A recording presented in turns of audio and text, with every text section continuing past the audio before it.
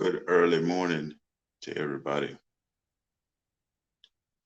It's Sean the Navigator, and the title of today's uh, live stream is If She's Not a Virgin, She's a Concubine at Best. And I do have several scriptures that I plan to bring out. Uh, we're going to start with Leviticus chapter 21. And we know this chapter is talking about the priests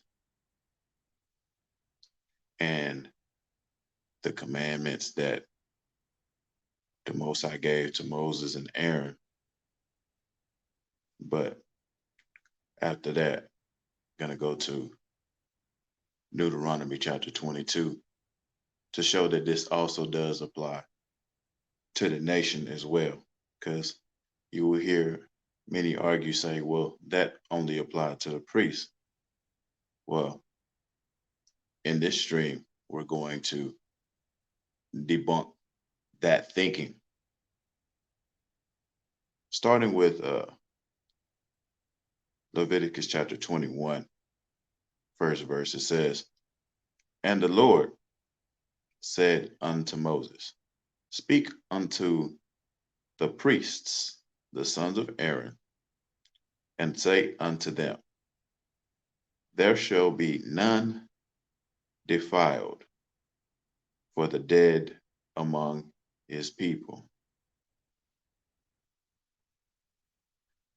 And we go down to verse 7. It says, we'll start with verse 6. It says, "They shall be holy unto their God, and not profane the name of their God. For the offerings of the Lord made by fire, and the bread of their God they do offer. Therefore they shall be holy."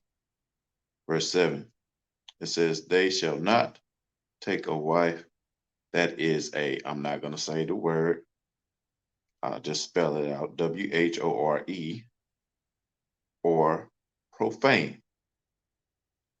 Neither shall they take," and they're going to explain what they mean. Scripture's going to explain what profane means. It says, "Neither shall they take a woman put away from her husband." Basically, what that means is put away from her husband. That means the wife and husband are not having intercourse. And here's why. It says, "For he is holy unto his God." Now we're going to go to verse 13 and 14. It says, "And he shall take a wife in her virginity," meaning that that woman's hymen would be intact. This is a woman that has never engaged in intercourse. Verse 14, it says, "A widow, a divorced woman, or profane, or an harlot, these shall he not take, but he shall take a virgin of his own people to wife." Verse 15, it says, "Neither shall he profane his seed among his people, for I, the Lord, do sanctify him." So, for the Levitical priests to take a woman that was not a virgin, make her a wife, and have children with said woman. Verse 15 shows that he would be profaning or causing his seed to be unclean. And therefore, the Most High could not sanctify that priest. And to show that this was not only applicable to priests, it was also applicable to the people. We have here Deuteronomy chapter 22. Deuteronomy chapter 22.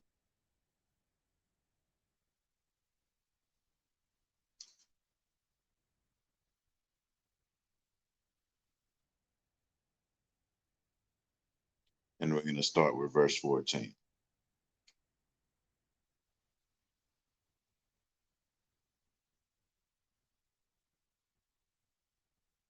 No, actually, we're going to start with verse 13. I apologize.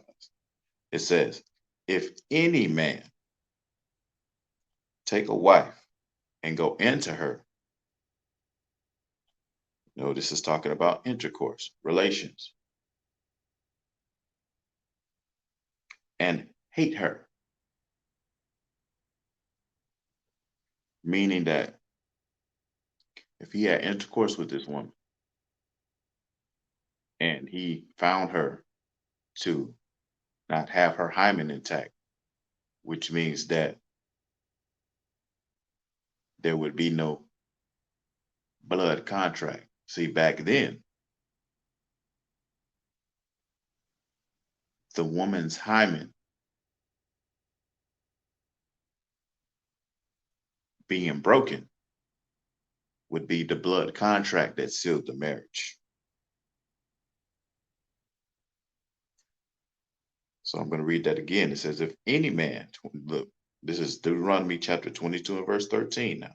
If any man take a wife and go in unto her and hate her and give occasions of speech against her and break up an evil name upon her and say, I took this woman, and when I came to her, I found her not a maid, meaning she was not a virgin, meaning that her hymen was not intact, meaning she had been defiled by another man. This is how serious it was, starting with verse 15. Then shall the father of the damsel and her mother take and bring forth the tokens of the damsel's virginity unto the elders of the city in the gate. And the damsel's father shall say unto the elders, I gave my daughter unto this man to wife, and he hated her. And lo, he hath given occasions of speech against her, saying, I found not thy daughter a maid, and yet these are the tokens of my daughter's virginity. And they shall spread the cloth before the elders of the city, and the elders of that city shall take that man and chastise him, meaning they shall beat him, and they shall immerse him in 100 shekels of silver, and give them unto the father of the damsel, because he hath brought up an evil name upon a virgin of Israel, and she shall be his wife. He may not put her away all his days.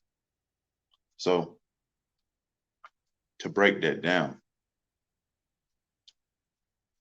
if this young man had taken this woman to be his wife, and he claimed that she was not a virgin, and it found out that he lied, then the father and the mother of that young lady would take it to the elders of that community. And if the elders determined that the parents were telling the truth and the husband was lying, he would be beaten.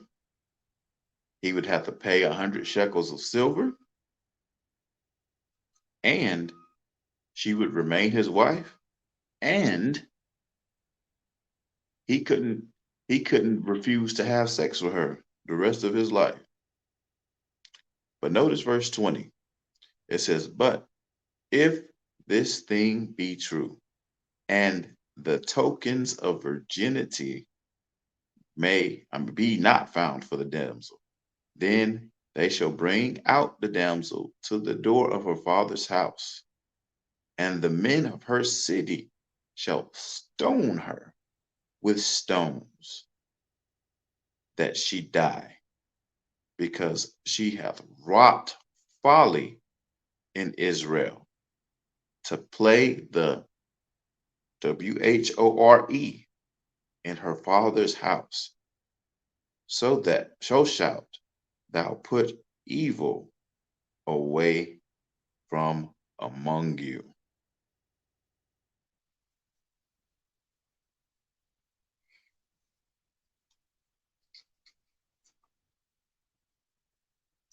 So these were serious charges to be meted out. And this is something that was taken seriously amongst Israel at the time. So those of us who follow the commandments today, what does this mean for us? Especially those of us who are men of the Most High, men of truth,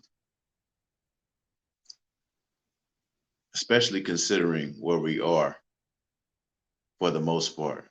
We are in the Western part of the world, Western civilization. Um, Immorality is rampant. The vast majority of women that we encounter and may even be considering building with, let's be honest, they are not going to be maids or virgins, as they are called in the scriptures. We know this. So if we know this to be true, then the admonition for us is these women that we desire to build with,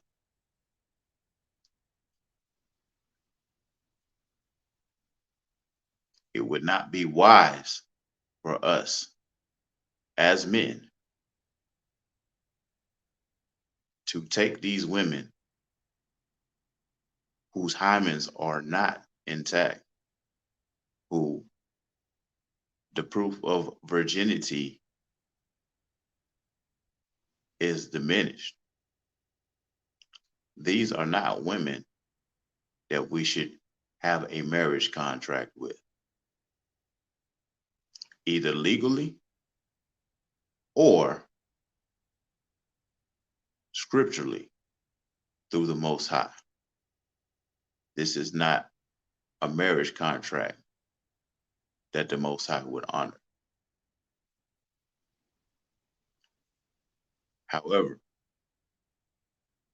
these women can be taken as a concubine.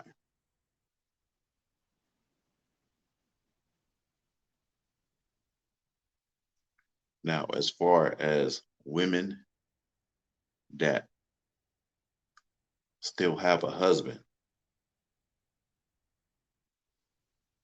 and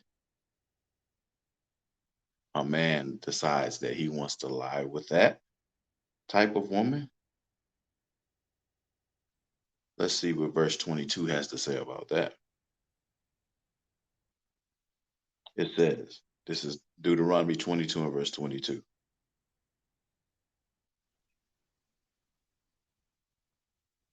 and 23. It says, if a man be found lying with a woman married to an husband, and they both then if say that let me repeat that. It says Deuteronomy 22, verse 22. It says, if a man be found lying with a woman married to an husband, then they both of them die. Both the man that lay with the woman and the woman. So shalt thou put away evil from Israel. Verse 23 and 24. It says, if a damsel that is a virgin be betrothed unto an husband. Now, this is a woman, when it says betrothed, in other words, this woman is engaged. The marriage The marriage has not been um, completed, i.e., intercourse has not been had with her and her husband to be. Notice the B part of verse 23. It says, "And a man find her in the city and lie with her." Verse 24. "Then ye shall bring them both out unto the gate of that city, and ye shall stone them with stones, that they die. The damsel, because she cried not, being in the city, and the man, because he hath humbled his neighbor's wife. So thou shalt put away evil among you." Notice verse 25. It says, "But if a man find a betrothed damsel in the field, and the man force her and lie with her," we know what that is. That's the R word. "Then the man only that lay with her shall die." Verse 26. "But unto the damsel thou shalt do nothing. There is in the damsel no sin worthy of death. For as when a man riseth against his neighbor and slayeth him, even so is this matter. For he found her in the field, and the betrothed damsel cried, and there was none to save her."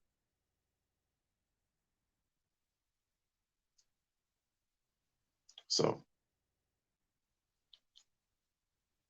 because that man forced himself on that betrothed woman and lie with her, knowing that she had a man that she was promised to in marriage, and he violated her, he would be the one that died. Verse 28 of Deuteronomy 22. This is how serious the Most High views the purity of a woman's virginity. It says, "If a man find a damsel that is a virgin," meaning hymen intact, "which is not betrothed, and lay hold on her and lie with her," again, force himself on her, R word, "and they be found," it says, "then the man that lay with her shall give unto the damsel's father 50 shekels of silver, and she shall be his wife, because he hath humbled her. He may not put her away all his days." So, because this man forcefully violated this woman that was not promised to another man, then he had to go to the father, pay the bride price, which was 50 shekels of silver. She had to be his wife. He violated her. That's what it means. It says he humbled her. And he couldn't refrain from intercourse with her all the rest of his life. So we know, as it says in Malachi chapter 3 and 6, the Most High doesn't change. He still values purity amongst women. And for those of us who have the responsibility of teaching, those of us brothers who are in the knowledge, we have the responsibility of teaching. We should value the purity of our sisters as well. So, with that in mind,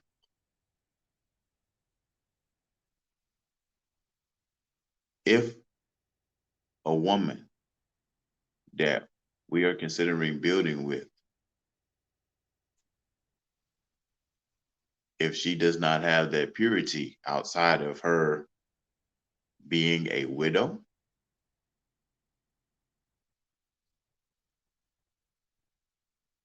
then at best, that type of woman that does not have her virginity intact, at best, at best, even in these changing morality times of 2023, at best, that woman is only a concubine.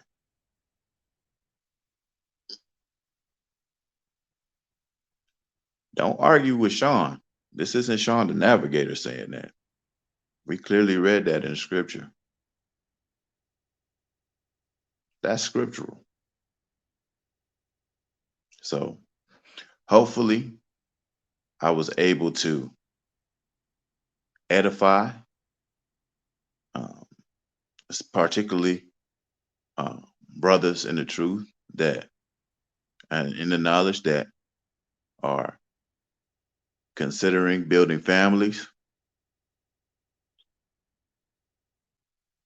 and hopefully they were able to glean something out of this. Also, shout out to uh, Ringo TV Raw, Ringo TV Reactions. He's actually the first brother to go in depth and go into detail and cover this. New Breed also has a lesson about this on his channel, New Breed Global Truth. So shout out to those two brothers. And I decided to put a lesson in on my channel for brothers that may not have uh, had a chance to look at those two brothers' particular lessons. So um, leave a like, put your comments in there if you were able to glean anything. And, you know, for those who disagree, you know, long as the disagreement is respectful, you can also leave that as well. Um, if you found some value in this information, please share it to your social medias. Again, this is Sean the Navigator signing out. Peace and blessings.